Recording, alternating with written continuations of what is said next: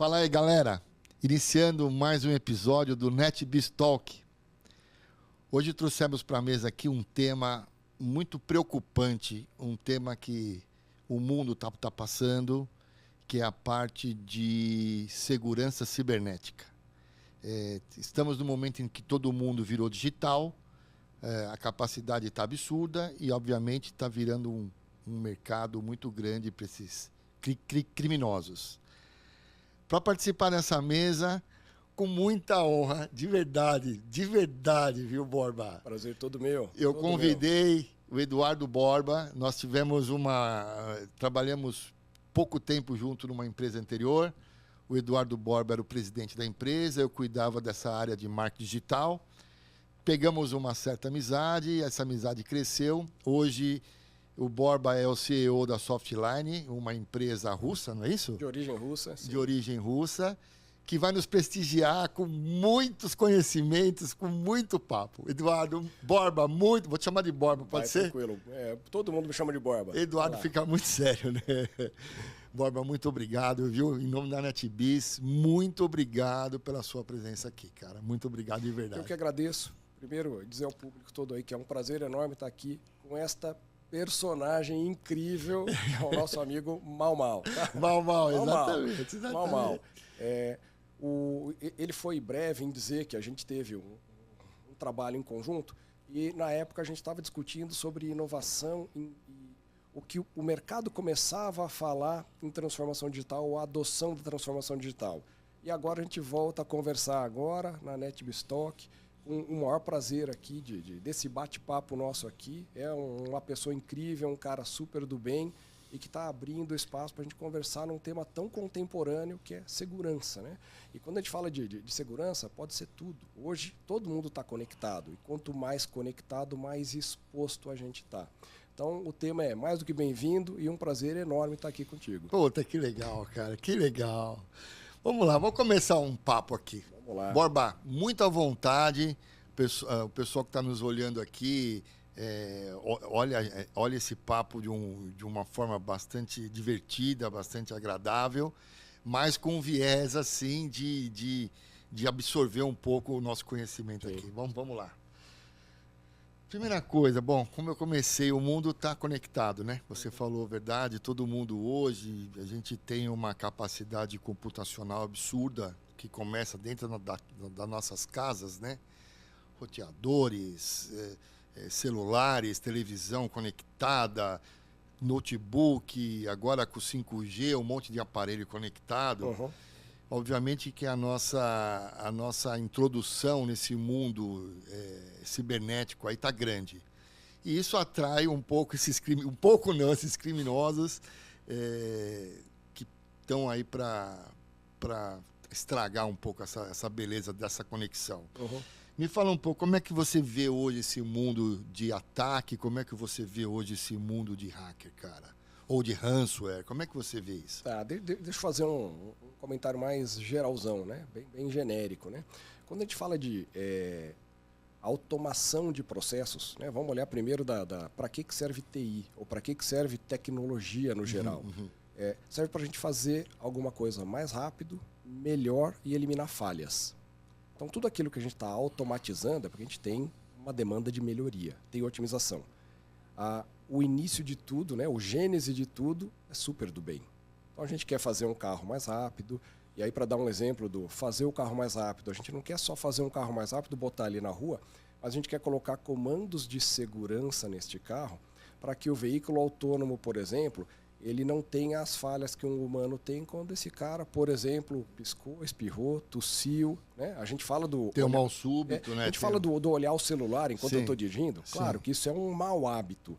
Mas quem fuma dirigindo também perde alguns segundos ou frações de segundo ali.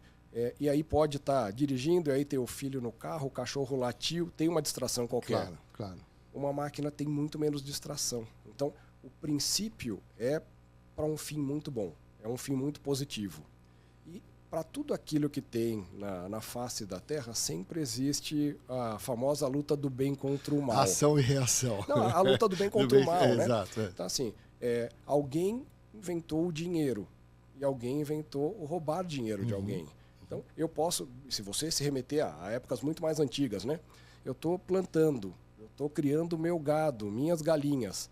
Alguém pode ir lá no meu cercadinho e roubar uma galinha minha.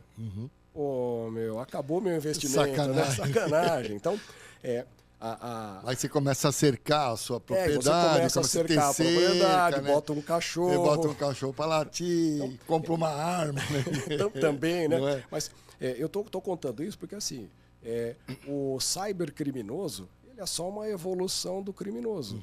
É um crime comum. Né? Aquele cara que está roubando, batedor de carteira, rouba celular, rouba... Assim, é um ladrão. É um cara que está tentando ganhar através de uma oportunidade sem que ele tenha trabalhado para aquilo, tá? Então, isso é uma premissa que eu acho que é do mundo, né? A gente trabalha para gerar riqueza. E aí tem algumas pessoas que querem atalhos. E esses atalhos, na maioria das vezes, não são lícitos, né? Então, começa pela primeira definição básica. E aí, quando a gente fala de uso de tecnologia, é muito legal a gente conectar um monte de coisa. Hoje em dia, e aí por conta até do advento de Covid, todo mundo em casa, está todo mundo super conectado. Pois é. Está hiperconectado. Hiperconectado. A gente está, assim, a minha rotina é uma rotina de estar o tempo todo conectado. Então, de manhã, de tarde, de noite, WhatsApp, eu estou em tela o tempo inteiro conversando com um monte de gente.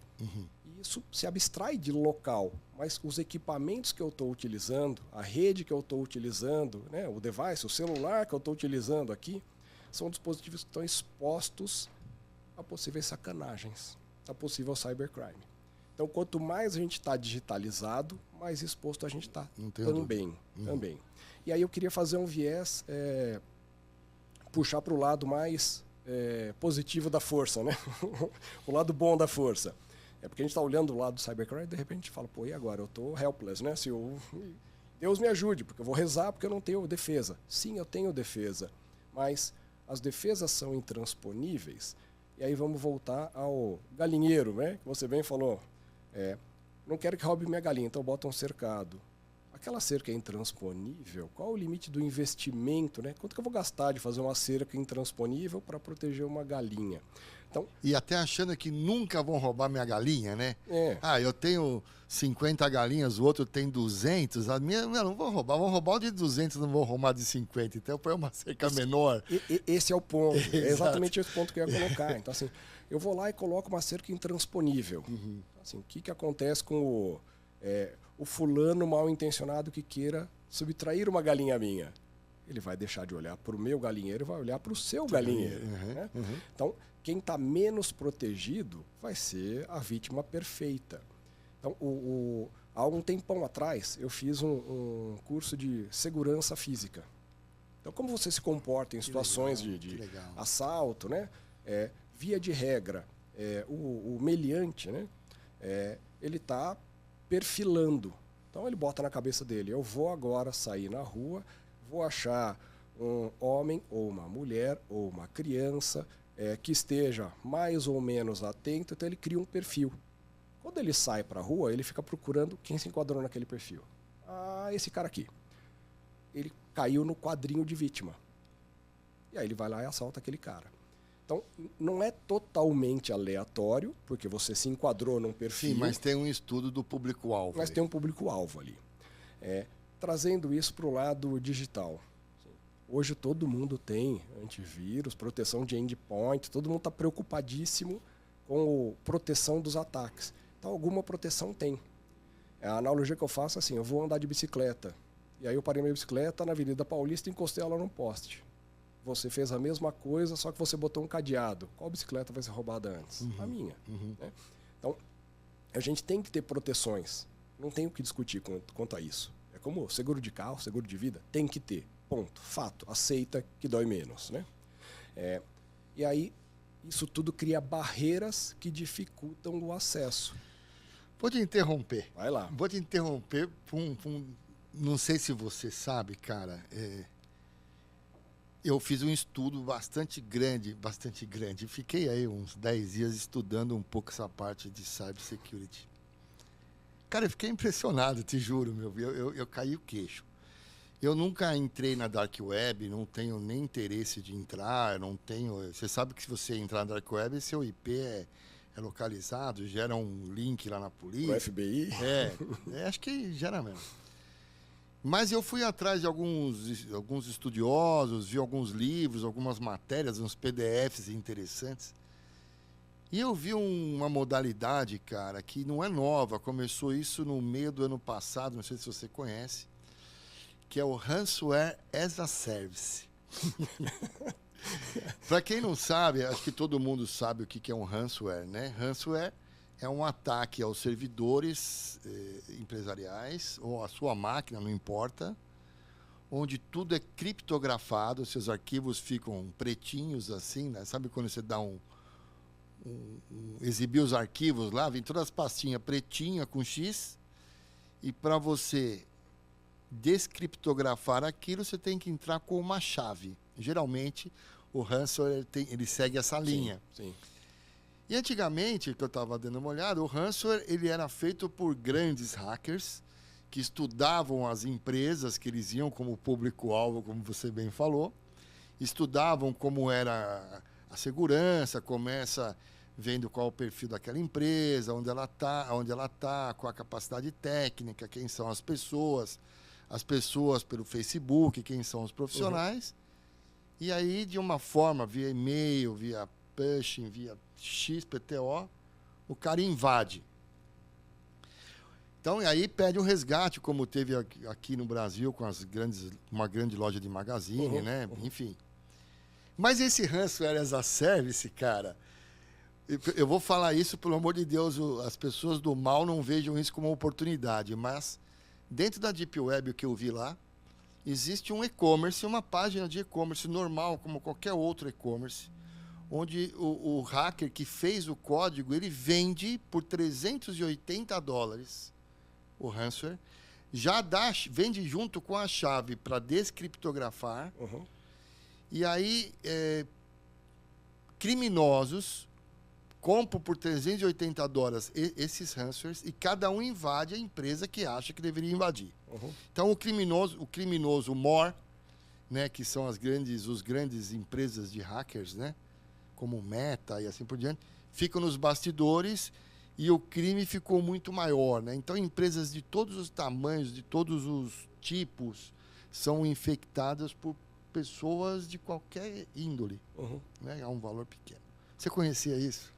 Eu não tinha ouvido falar do termo do as a Service. O ransomware, sim, né? As a Service. Agora, o as a Service, assim, criou-se uma plataforma de poder sequestrar dados, né? Pois é, cara. E aí tem agora do LGPD, acho que você manja bastante LGPD. Sim. Então, a briga agora é, eu fui infectado, a gente vai falar como não ser, né?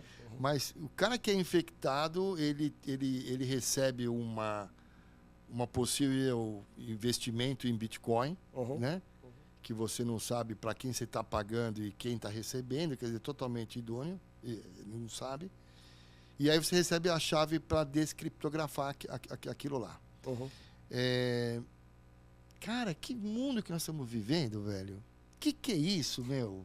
Não, realmente é... Que porra é isso, cara? A criatividade não tem fim. E a má intenção também não, né? Acho que eu comecei falando, né?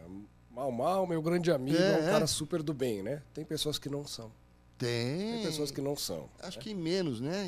Uma minoria, mas tem gente do mal, né? Tem gente do mal. E aí, por mais que seja uma minoria, eles podem fazer um baita de um estrago. Então, a gente tem que sim tomar cuidado. E o que eu queria alertar muito, né? E aí, falar para todo mundo que nos assiste agora aí, é que ferramental você tem aos montes. Tem muitos tipos de soluções de proteção. Essa era uma pergunta. Como a gente pode, né, informar as empresas ou ajudar as empresas com essa parte de segurança que é tão importante? Desculpa interromper, mas eu tenho alguns números aqui que, a parte de... Só o Brasil é o 7º país do mundo com o maior número de ataques. É muito, né, cara? Estados Unidos em primeiro. Varejo, saúde. Sim. Como é que a gente pode se proteger? Como é que você nos orienta tem isso. um ponto, né? Antes de falar de proteções, né? Vamos falar um pouco de interesses. Por que o mercado americano é o mais atacado? Claro, claro. Se a gente olhar a economia mundial, né, onde mais tem comércio eletrônico, Estados Unidos. Então, é óbvio que quem tem uma má intenção vai querer pescar num oceano cheio de peixe. Num lago cheio de peixe. Ou você quer pescar num rio gelado que tem uma trutinha ou outra ali, né?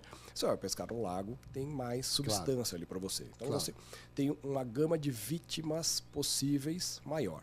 Então, por isso que o Brasil está alto no ranking. O mercado brasileiro é um mercado enorme, pujante, que tem um consumo enorme aqui, interno e potencial de consumo internacional também. Claro. Então, é natural que seja um mercado que seja aos olhos tanto dos bons investidores quanto dos mal intencionados. Então, a gente está transacionando muita coisa. Colocando um pouco mais de farinha no pirão, né? A gente está cada vez mais comprando online. Então, hoje, se a gente pegar o hábito brasileiro, né? E aí vou me abstrair do resto dos países aí, né? Vamos olhar o nosso Brasilzinho aqui. Hábito do brasileiro. A gente é bastante digitalizado. Se a gente comparar com outros países, a gente teve um crescimento enorme de adoção de celular. Verdade. Então, independente de classes sociais, o que era algo elitizado há poucos anos, hoje é algo super difundido. Todo mundo tem celular. Todo mundo tem acesso. E aí, se você tem acesso, você pode comprar. E aí você está comprando, você também está gerando interesse do mal intencionado. Você sabe que 90% da população economicamente ativa, que tem alguma fonte de renda, tem um celular. Sim. 90%. Tem. Ou seja... Eu acho que é mais. Foi um dado que eu vi. Eu não tenho o número, mas eu acho que é mais do que isso. Porque você pega crianças, né, que eles não entram na categoria do economicamente ativo. São os dependentes. Sim. As crianças têm celular. Tem celular? Não, é que tem. Eu falo que todo mundo, quase a totalidade que ganha um dinheirinho tem o celular, e ela faz uma compra no e-commerce. Chama uma pizza, chama qualquer coisa. E até porque é uma ferramenta de trabalho. Claro. Hoje, se você pegar, assim, de novo, né, com o advento de todo mundo estar em casa por conta de coronavírus, a gente está pedindo muito mais comida em casa. Um aumento de 30% no e-commerce. Muito mais. A gente está pedindo mais coisa em casa, comida em casa, entrega em casa. Então, e-commerces, iFoods e quem mais quer que seja, né? Não quero fazer merchan de ninguém aqui, mas... Todo mundo é digital hoje. Todo mundo é digital. E aí, para isso, você precisa de parceiros que são entregadores. Eu fiz um podcast falando sobre isso. Do ponto de vista das pessoas, o mundo é digital. Agora, para as empresas, é um problema enorme, né? Porque o cara quer 7 horas, 24/7, né? Quer ser atendido omnichannel em qualquer canal, começar pelo WhatsApp, acabar no saque, na loja. Para as empresas, o problema é enorme, né? Exatamente. E aí eu vou fazer um link com a tua pergunta lá de trás do como se proteger, né?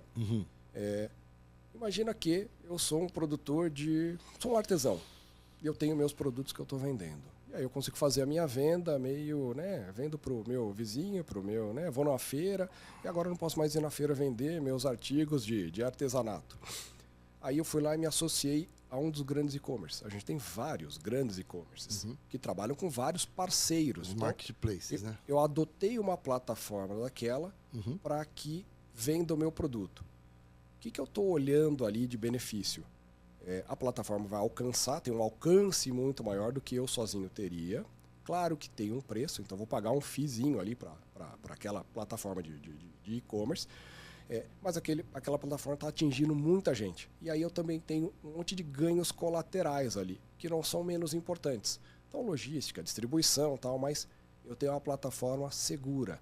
Quem vai fazer o cheque do crédito, do cartão, do meio de pagamento, se quem me entregou foi a empresa A, B ou C da logística ou do correio, ou se é um parceiro que veio com um motoboy entregar ali para mim. Quem controla tudo isso é esse grande marketplace. Então, eu tenho vantagens. E aí eu confio no FII que eu pago, eu também estou pagando o quê? Uma fatia de segurança. Porque se algum fraudador, né? E aí voltando à segurança cibernética, qual é o interesse, né, de alguém hackear? A gente tem aquela coisa mais hollywoodiana, né? De assim, puta, eu vou hackear os dados do Maurício e vou roubar o número do CPF dele. Legal. Que bacana. O que eu vou fazer com isso, né? Assim, eu tenho que monetizar isso de alguma forma. E o destruir a sua imagem e tal é mais hollywoodiano ainda, né? Eu faço alguma coisa por interesse, vingança, alguma coisa, mas assim, é interesse comercial. Hoje em dia é um puramente business. É um business, é um interesse comercial. Então assim, eu vou querer roubar os seus dados para eu poder fraudar uma compra no seu cartão de crédito. E aí a operadora vai interceder, vai interromper esta compra, mas mesmo assim eu já comprei. Eu já tenho um bem pago. Quem pagou foi a grande operadora. Por isso que eles estão tão preocupados em controle de fraude. Eu ia comentar aí, né? E acho que cabe, né? Eu comentar que ferramental tem aos montes por aí. Tem um monte de recursos técnicos e tecnológicos. Mas o ferramental só não basta. A gente tem que ter algo mais comportamental. Então, a forma como a gente utiliza, isso é cultural, é comportamental mesmo, né? Não adianta eu ter o melhor antivírus do mundo se eu não utilizar correto. Não adianta eu ter... Treinamento empresarial, processo... Exatamente. Né? Aí, trazendo isso para o lado empresarial. Qual é o principal modelo de ataque hoje em dia? É o bom e velho phishing. Assim, o que é um phishing?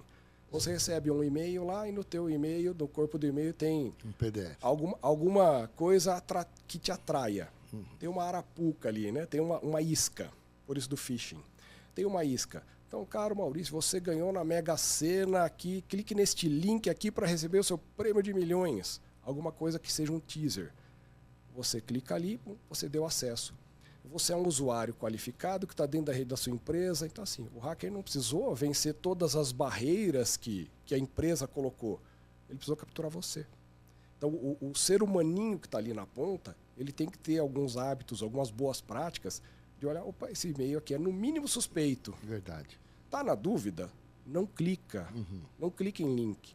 E aí os links começaram a vir, primeiro por e-mail, depois por SMS, e agora está vindo por WhatsApp.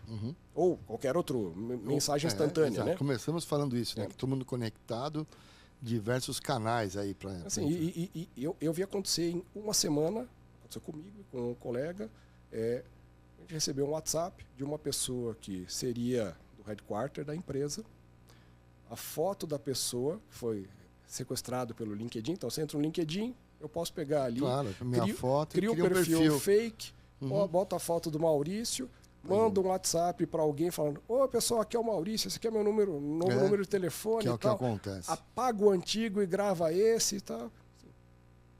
Então, tem coisas que são mais comportamentais, a gente precisa tomar cuidado do lado comportamental. A ação, ela é muito importante. Claro que o ferramental é importante, mas ele sozinho não basta. Tem que ter o lado procedural. Então, quando a gente olha nas empresas, qual é a primeira boa prática que a gente fala, né, para as empresas? O bom e velho não bota todos os ovos numa cesta única. Então, isso é meio básico de organização. O que você faz? Você não coloca todos os seus dispositivos conectados no mesmo pacote, né, ou no mesmo pote. Cada um deles vai se conectar numa área diferente. Por quê? Se houver, né, na eventual invasão, você invade um pedaço, mas você não acessa o todo. Então você fica restrito. Você vai criando caminhos, né, como se fossem labirintos, para que o acesso fique restrito. Isso, claro, depende de algum ferramental, mas via de regra, isso aqui é arquitetura. Como você está arquitetando a sua infraestrutura. Claro. Uma segunda boa prática é assim, eu estou colocando para cada dispositivo, tem que ter, claro, antivírus, tem que ter endpoint protection ali, né? Para perceber se eu tenho a porta de entrada. Algum malware, alguma tentativa que está ali. Porque hoje em dia você tem muito robozinho, né? Assim, programas que têm lá a sua vida própria e que eles ficam tentando burlar as entradas. Então você tem que ter endpoint protection ali. Você tem que ter uma educação do seu público dentro de casa de não clicar no e-mail suspeito. Claro, uma educação, um treinamento constante, né, sobre ataques novos que estão acontecendo. Isso tem que ter.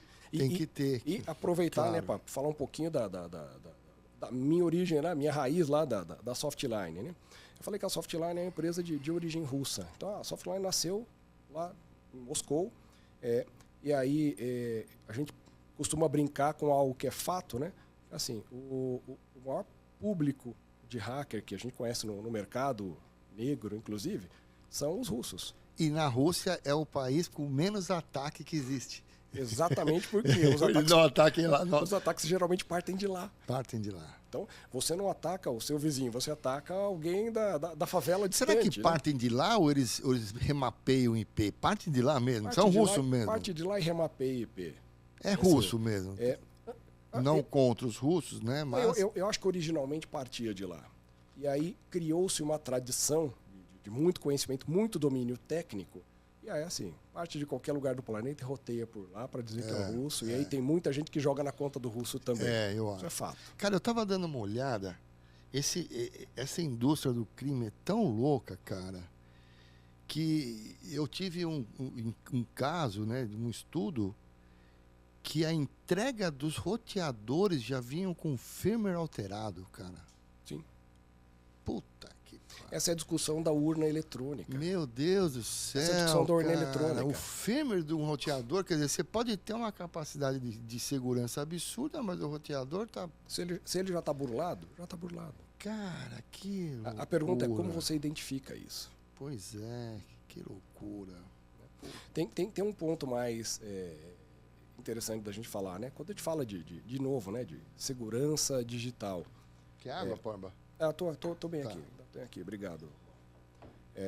A gente costuma pensar nas coisas mais estratosféricas, né? E, de novo, hollywoodiana. Por quê? Porque a gente acaba se envolvendo emocionalmente no filme. No filme que vê. viu, a net. Mas a coisa é muito mais mundana, é muito mais dia a dia. Assim, no meu dia a dia, eu tô com as melhores práticas ali, e aí vou pegar uma coisa mais... se a gente pensar em tipos de ataque, eu falei do phishing, né? Phishing é o mais básico, né? Tem, para dar nomenclaturas, né? Tem o famoso spear phishing, né? Que é a pesca de arpão, né? Assim, eu quero fazer um phishing, mas eu não quero fazer um phishing só para um público, um perfil X ou YZ. Eu quero fazer um phishing no Maurício.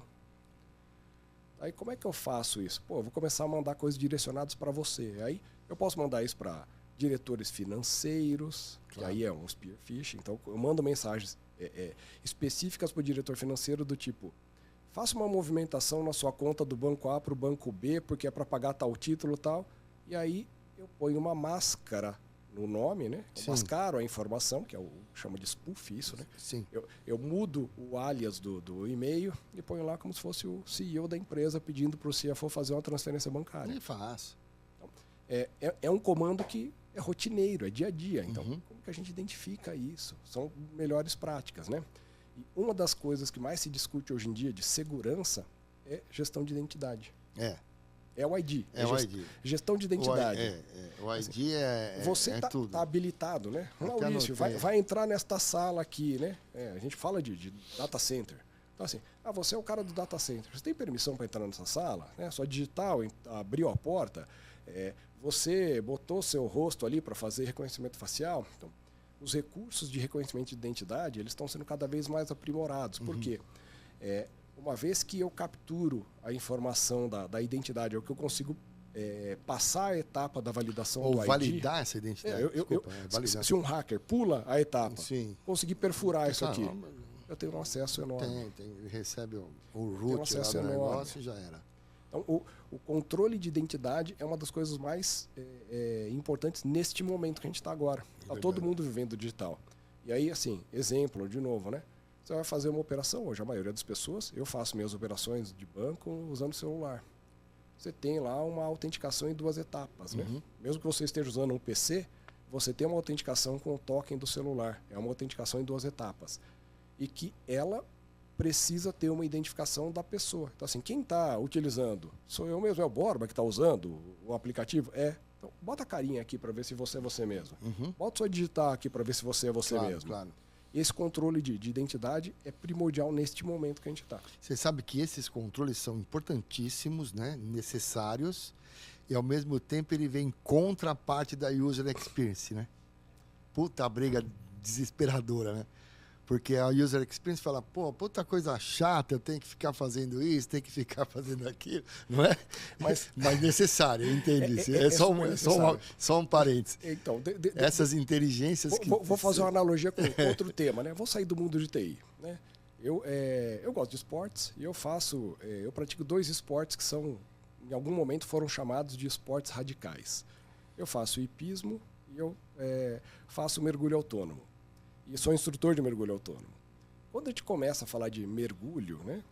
A coisa que mais encanta as pessoas é, puta, vamos lá mergulhar, você vai ver vida marinha, o coral, o coloridinho, o peixinho, não sei o quê, a estrela do mar, o golfinho, a raia.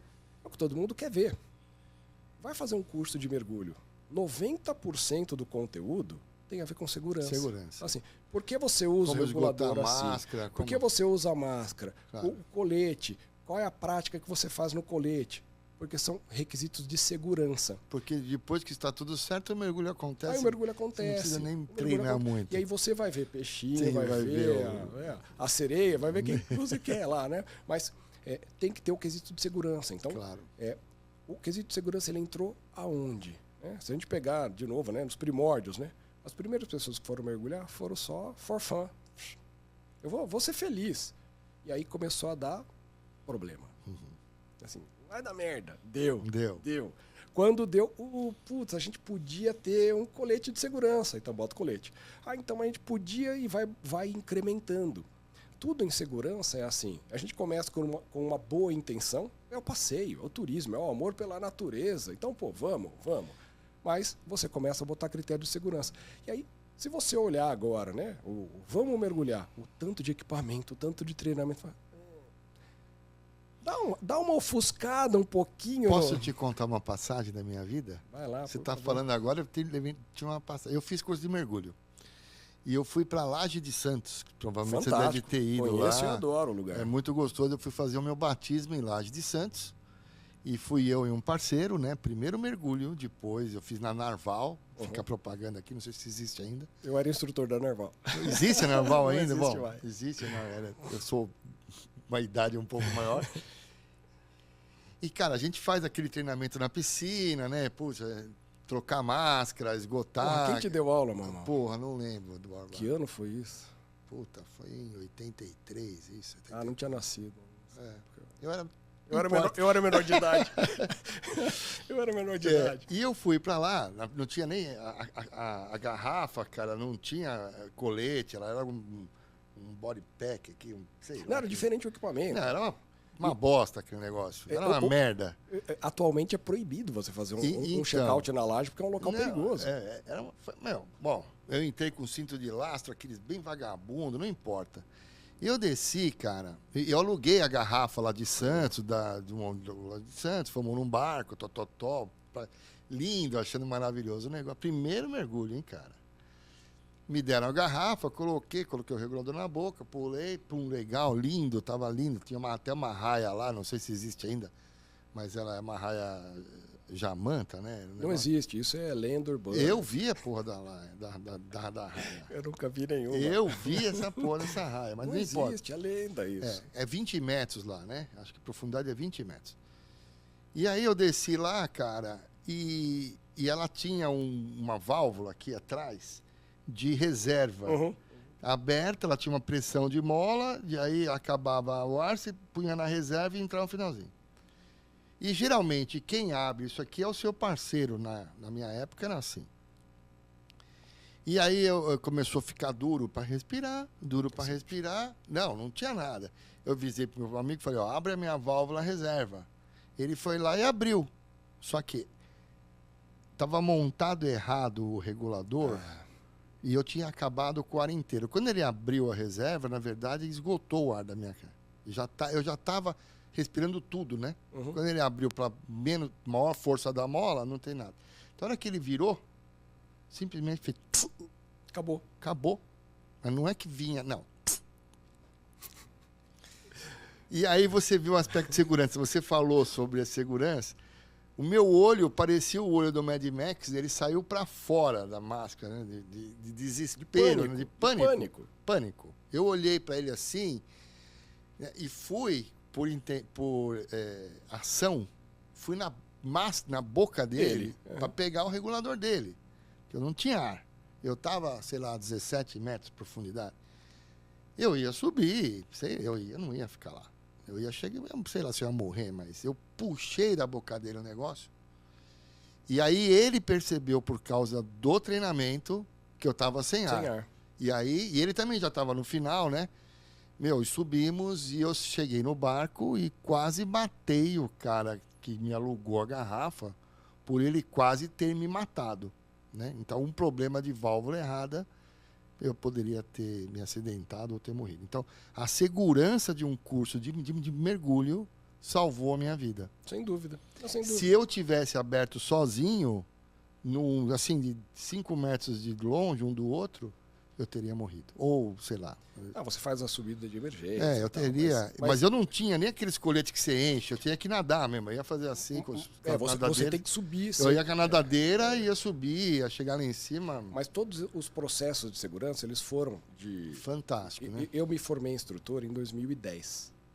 Olha que papo legal, hein? Tá vendo que legal? Eu me formei instrutor de mergulho em 2010. E muitas das coisas que a gente aprendeu em 2010 seguramente foram desenvolvidas depois do que eu já teu tive. acidente. Porque o equipamento foi melhorando e as práticas também vão melhorando. Tem coisas que, sim, aconteceu com alguém lá na Indonésia, isso é um efeito positivo da globalização e da inovação tecnológica, né? Como que a gente consegue saber? Compartilhando as informações, que eu sei o que aconteceu lá na Austrália, lá nos Estados Unidos, na Califórnia, onde quer que seja, né? Então, assim, aconteceu alguma coisa. Vai para a central da PAD, e aí a PAD vai lá e fala, opa, isso aqui podia virar um item do manual. Atualiza. Fazendo de novo um paralelo com o nosso querido antivírus. Sim. Né? Sim. Alguém fez uma maldade nova. Bota ali. A gente está falando de H3N2, né? Não é mais o H1N1, H3N2, vacina de Covid. Descobriu um malware novo, bota numa nova versão da vacina. O equipamento é muito parecido. Muito bom. Pergunta, você acha que essa parte de segurança, né, de ataques, é a nova guerra mundial, cara? Eu não diria guerra mundial. Deixa eu me refrasear, vai. Talvez não a guerra mundial, mas uma nova revolução. Sim. Muito nervosa, cara. Sim, eu ia falar que não acho guerra mundial porque... porque tem outros países que não... Quando você fala guerra mundial, você está falando de um país contra o outro. Não tem nação. Não tem nação. Então, mas você não acha que isso é uma nova revolução, cara? Não tem fronteira. Porque, cara, se eu consigo... Você teve um ataque, não sei se você sabe, nos Estados Unidos, de uma empresa de óleo. Sim. Eu não lembro o nome dela. Que simplesmente eles... derrubaram os servidores, ficou por 14 dias e os caras dos Estados Unidos, metade da costa leste, norte-sul, metade da costa oeste, ficou sem gasolina, cara. Você pega o SUS.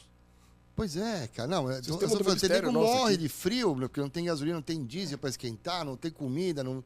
Quer dizer, um ataque a uma empresa pode ferrar... A consequência é enorme. É enorme. Então, a gente falou de algumas práticas. Você acha que isso é uma... Eu acho que é um grande risco. É um grande risco. Porque, assim, quanto mais digital a gente está, mais exposto. De novo, mais exposto a gente está. Então, alguém, né, algum mal intencionado está buscando qual é o caminho, qual é o atalho possível, né? Assim, o vagabundo não gosta de trabalhar. O vagabundo gosta de atalho, né? Então, assim... o Maurício está trabalhando, ganhando seu dinheiro honestamente. Vou pegar o que ele ganha. Vou pegar o que ele ganha, assim, é um misto de maldade com inveja, com folga, né? Eu vou lá e roubo. Então, é que é extremamente rentável, né? Hoje em dia, Borba... Você sempre vai ter isso, sempre vai ter esse embate. 4 bilhões de dólares em 2021, cara, só de ransomware. Assim, eu já tive meu celular furtado. Assalto, na verdade não foi furtado, foi um roubo. Roubaram meu celular. E aí eu tinha um monte de informação no celular. Imediatamente o que eu fiz? Eu peguei o celular de uma outra pessoa e liguei para o meu número.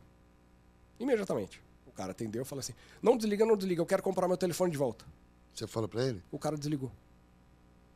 Ele não esperou eu fazer uma oferta. Mas eu preferia pagar para pegar meu telefone de volta a perder os dados. Isso é um tema que eu vou falar para você agora. O ransomware tem essa parte de pagamento para a chave. Sim. Você é a favor ou você é contra? Isso com perdão da palavra, isso é uma pica, é uma pergunta. Você sabe que nos Estados Unidos tem uma lei para você não pagar porque você alimenta o crime. Totalmente. Né? existem seguros que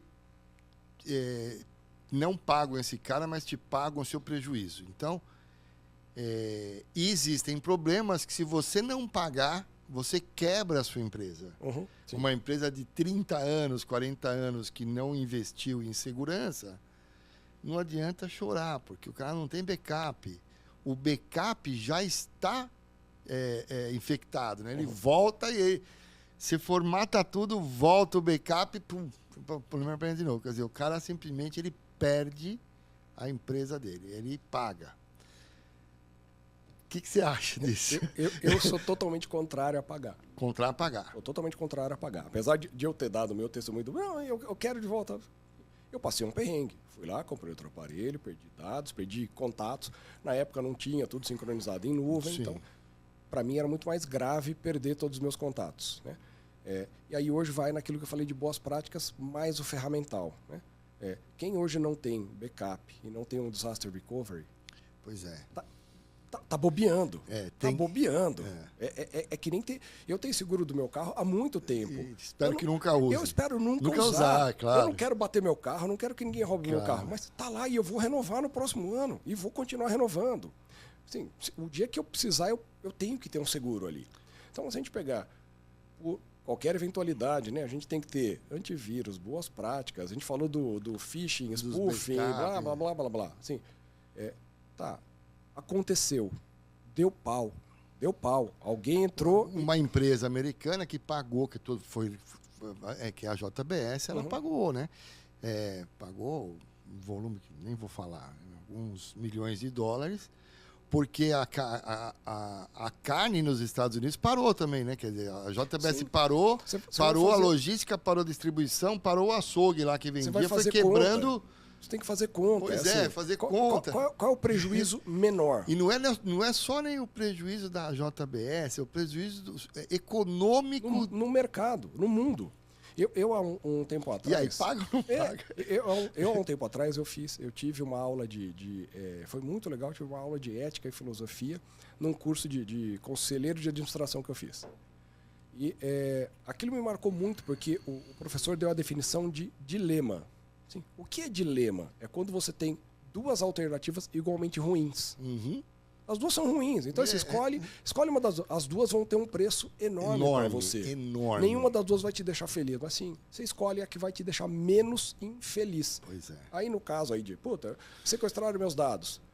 Eu tenho backup, eu tenho disaster recovery, eu volto. Claro que vai dar trabalho, claro que vai custar alguma coisa. Alguma coisa vai morder no bolso. Sim. Mas se eu não tenho esse aparato todo... Puta, é uma decisão difícil. Eu vou lá e pago. Eu sou contrário a pagar, porque quando você paga... Você está incentivando o roubo. Está incentivando o roubo. E agora, então, eu vi também que essa parte de ransom, que apesar de você pagar, ainda você tem o risco de não receber a chave. Exatamente. Mas mesmo recebendo a chave, agora tem um segundo pagamento para não expor os dados no LGPD. Sim. Quer dizer, tudo bem, seu sistema voltou, mas eu tenho aqui 150 milhões de clientes ou 100 milhões de clientes, com todos os dados, eu vou expor, você vai sofrer uma multa da Lei de Geral de Proteção de Dados, que é tanto, então você me paga tanto para que eu não vaze esses dados.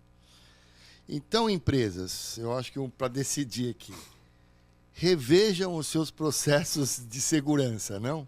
Sem dúvida, sem dúvida. Revejam treinamentos, políticas, processos. Eu trabalho na NetBiz, uma empresa de marketing digital, de soluções de marketing digital, todo em cloud, né? Onde isso é extremamente levado a sério, porque a gente trabalha com um perfil de pessoas, né, para levar a oferta certa ao cliente certo, que é o seu público-alvo. Então, essa parte, acho que é a parte mais... que gasta-se o maior investimento e se gasta-se a maior energia para proteger esses dados, né? Então, eu acho que é isso, né? Tem um ponto que eu queria ressaltar, e aí acho que vale para todo mundo, né? A gente, como empresários, empreendedores, executivos, todo mundo tem cota a cumprir, e tem meta, e tem a quantidade de dinheiro que a gente tem disponível, né, para investimento. Todo investimento que a gente faz em segurança não é um investimento desnecessário. Só que é difícil da gente falar da justificativa, né? Como que eu justifico o investimento? Vou abrir uma planta nova, vou abrir um novo canal de vendas, tem um investimento, você aumenta o tanto que você vende ou otimiza a sua produção. Então, tem uma ligação de ROI, de retorno no seu investimento. E qual é o retorno do investimento, do investimento em segurança? Não dá, porque você não sabe o tamanho do estrago. Então, ele é imensurável, de fato, né? Você fala assim, porra, mas qual a probabilidade de eu ser uma vítima de ataque? Tem quantas empresas no Brasil? Tem 2 bilhões de empresas, eu sou uma só mais. Essa conta nunca vai fechar. Então, não é uma boa prática a gente falar de investimento em infraestrutura ou investimento em segurança cibernética como tal, né? Como um todo, falando em retorno de investimento. A gente sempre tem que colocar qual é o tamanho do risco que a gente está evitando. Perfeito. Qual é o tamanho do problema que eu estou evitando? Assim, sensacional. Eu tenho um seguro de vida. Para quê? Assim, se eu vier a faltar, a minha família vai ter algum apoio. Então, o seguro de vida não é para que eu não morra, né? É para que o estrago seja minimizado mitigado, e continue, né? Mitigado. Então, na empresa, perfeito. Como que eu vou fazer conta, né? Assim, isso cabe para todos os tipos e tamanhos de empresa, qualquer segmento. Fala assim, mas só uma empresa pequena. Não quer dizer que você não esteja no alvo de alguém que esteja querendo entrar através de você para pegar um grande marketplace. Claro, né? exatamente isso. A conta ela não pode ser uma conta de investimento com retorno. Ela tem que ser uma conta contra o tamanho do risco. Qual é o risco da sua empresa quebrar? De você ficar uma semana sem faturamento? De você ficar uma semana sem fornecer para um grande magazine? Ou vazar os dados que você conseguiu. O tamanho da multa que você tem. Tudo isso tem que ser somado ali. Responsabilidade fiscal que você tem. Né? E aí, as boas práticas, as coisas mais básicas, né? Que eu falei lá de fragmentação da infraestrutura, mascaramento de dados, né? Assim, hoje você tem todos os cadastros, a maioria dos bancos de dados faz isso automaticamente, né? Você pega ali, fiz uma venda para o Maurício. Então eu tenho o nome, o endereço, o CPF, o número do seu cartão de crédito. Tudo. Essas informações elas não podem estar na mesma tabela, né? Então eu segrego as informações. Sim. E aí eu mascaro o dado. E aí se alguém conseguir invadir uma tabela, vai pegar uma tabela de CPF, mas não sabe de quem é aquele CPF. Então o dado não tem contexto, né? Essas boas práticas, elas estão aí para todo mundo. Eu diria que o básico é barato e cobre 80% a 90% do requisito de segurança. Então não é pensar em super sofisticação, é pensar em coisa mais básica, mais pé no chão, mais arrozinho com feijão, né? Assim, eu estou cumprindo o meu básico, esse básico não custa caro, não é trabalhoso, não estou falando de projeto da NASA, estou falando de coisas simples, boas práticas. Que é aquilo que você falou da bicicleta, né? A minha bicicleta tem um cadeado, a do outro não tem. Aqui está sem, vai ser roubada antes. Não é? É barreira. Qual a barreira que você tem? Meu amigo Borba, muito obrigado pelo papo, cara. Podia ficar mais umas 4 horas aqui. Passou muito rápido. Não é legal? Foi muito bom. Por favor, se você quiser deixar suas diretrizes, seu e-mail, tem gente que não gosta de deixar e-mail. Você deixar suas diretrizes pelo LinkedIn, como é que a gente te acha, informações adicionais sobre a Softline. Como é que a gente te acha? Tá, perfeito. Vou falar um pouquinho da Softline, tá? E aí eu vou dar um pouquinho, por favor. Em 2 minutos, mais um pouquinho mais de contexto. Claro, né? Claro. Eu falei que a gente teve uma origem lá na Rússia e o nosso foco de expansão está muito grande no mercado internacional. A matriz da Softline Internacional está em Londres e a gente fez a IPO em outubro do ano passado, então está recente, a gente é uma empresa listada em bolsa e tal, o que também credencia a gente com um nível de compliance bastante alto, bastante exigente. E está crescendo no mundo emergente. Claro. Crescer em mundo emergente significa que a gente tem apetite para trabalhar dentro de mercados desafiadores, né? O Brasil não é um mercado para amadores, mas nenhum mercado emergente é um mercado para amadores. E toda a tradição que a Softline traz da matriz da Rússia, né? Que eu falei do expertise em segurança digital, a gente conta com todo o apoio da matriz.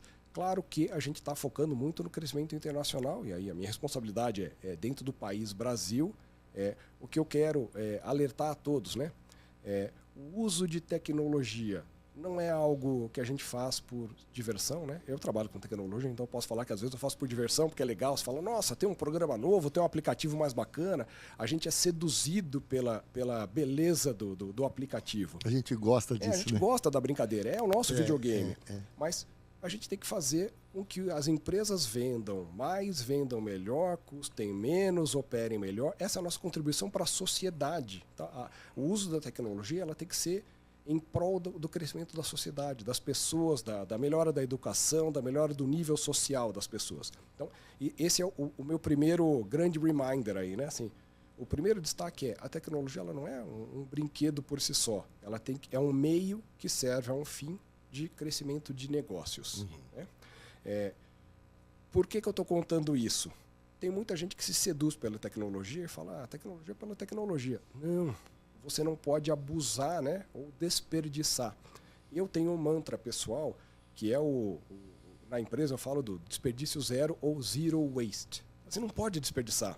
Se você comprou 20 usuários de um software, use os 20 usuários, porra. Se você comprou um aplicativo que tem 200 funções, não use 10. Use 200. Use as 200. Mas eu nunca vou usar as 200. Então não compre um aplicativo de 200, compre o de 10. Sim, compre aquilo que você precisa. E aí, esse mantra é o que eu tenho dentro da Softline Brasil. E essa é a principal chave de relacionamento com os clientes. Quer dizer, uma venda assertiva, né? Uma venda correta. Óbvio que eu quero vender. Eu quero faturar. Mas aí você vai fazer uma venda só, você não faz a segunda. Então, o principal gancho meu eu quero estar junto com o meu cliente no crescimento do meu cliente. Então, assim, agora você vai ter uma aplicação um pouco mais modesta, com um pouco menos de funcionalidade, mas atende a tua demanda. Vamos. A sua maturidade vai crescer. Daqui a algum tempo você precisa de mais coisa. Então, vamos fazer upgrades aqui? Vamos. Então, contem com esta abordagem da Softline para esse tipo de abordagem. Tá? Assim, a gente não... Todo vendedor vai querer vender, mas a cultura da empresa é uma cultura de não ter desperdício. Não pode ter desperdício. Muito bom. E a expansão de uso de tecnologia, ela visa conectar pessoas, conectar negócios. Então, assim, quanto mais as empresas vão crescendo, mais a gente vai crescendo também. Então, a ideia de estar junto com o uso de tecnologia é, claro, fazer um pouco do papel do consultor, do advisor, fazer alguns serviços que possam ser terceirizados, mas principalmente para que as empresas tenham foco nos seus negócios. A empresa pensar no negócio dela e você ser um parceiro de tecnologia. Esse é o mantra da NetBiz também. Também, ótimo. A gente está super em sincronia. Muito bom. E aí, para saber um pouco mais da Softline, né? Assim, site da Softline Internacional lá é o www.softline.com. Lá você vai conseguir navegar para todos os países, inclusive o Brasil. Tem descrição de quem são as pessoas, ofertas, serviços, né? O meu contato pessoal, tá? Eu estou no LinkedIn, Eduardo Borba. Fiquem à vontade para me caçar no LinkedIn. Eu tenho bastante conexão lá. Gosto do contato pessoal, deu para ver, né? Que eu sou mais humanas do que... Eu também. do que exatas. Meu e-mail da Softline é eduardo.borba@softline.com. Fiquem à vontade para entrar em contato direto comigo. Vai ser um prazer falar com vocês. E meu grande agradecimento ao amigo Maurício. Pô, eu que agradeço, o tempo voou aqui. É uma delícia, né? Muito bom, muito obrigado. Legal. Vamos fazer outra. NetBiz Talk, aqui ó. Eu participei, mais uma caneca entregue com muita honra, senhor Eduardo Borba. Meu nome é Maurício Stelato, eu estou em todas as redes sociais também, estou no LinkedIn. O meu e-mail, vocês sabem, mauricio.stelato@netbiz.com ou mauricio.stelato@gmail.com ou mauricio@stelato.com, que eu tenho também o domínio Stelato. Borba, muito obrigado. Papo delicioso. Muito bom. Papo muito legal, né? Um papo que a gente pode ajudar bastante gente por aí. Ótimo. Muito obrigado. Muito obrigado. Até a próxima. Valeu. Tchau.